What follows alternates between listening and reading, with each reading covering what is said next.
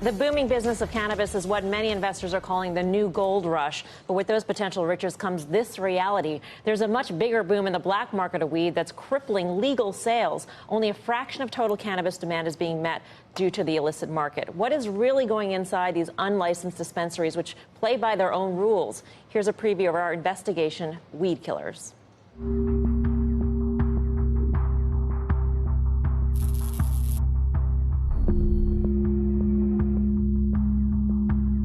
It's a weekday afternoon in Los Angeles, the epicenter of cannabis in the United States. This busy dispensary is open for business. Hi. But if everything looks normal, it isn't.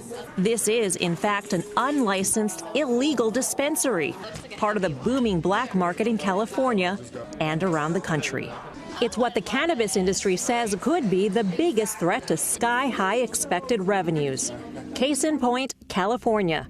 Early projections of more than $1 billion in annual cannabis tax receipts in 2018 are far from the $345 million collected. That's in large part because the illegal market can easily undercut the costs of running licensed dispensaries. It's not hard to see how. You guys ready? Yep. Yeah. Okay. All right. Go. A team of CNBC producers equipped with hidden cameras visited 10 illegal dispensaries throughout L.A. Most aren't hard to find, and they're open day and night.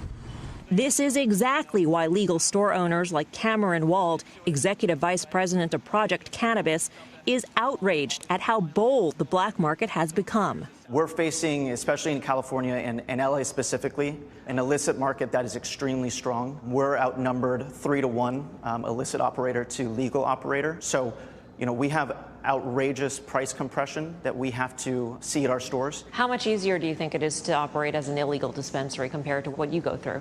It's a lot easier. They have no compliance standards. They had no permitting process. They had no documentation, no legal process that they had to go through. So they're breaking the law, potentially threatening the health of consumers, and they're threatening your business. Correct. And they're doing this in plain sight. In plain sight.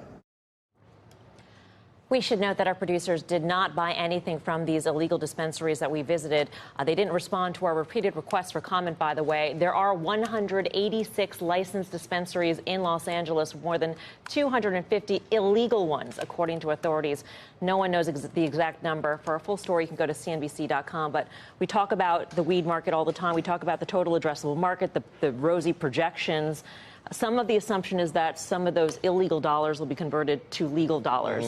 But when we have a system where illegal operators can charge 40% less than legal operators, it's very difficult for that conversion to happen. No question about it. This is, go back to prohibition, look at gambling, now look at legalized gambling. I think, and I'm not an expert in this, Tim Seymour is, but this is the next frontier. I mean, this is as disruptive an industry as probably the internet was 25 years or so ago. It's coming.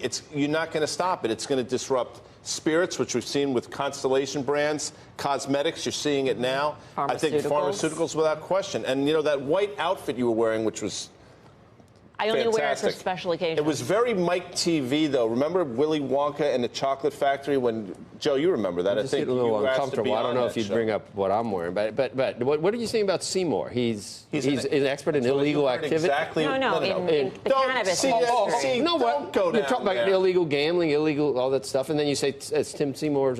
In the cannabis space. He's an expert in the cannabis? I like what you're trying to do. Investing in the cannabis space.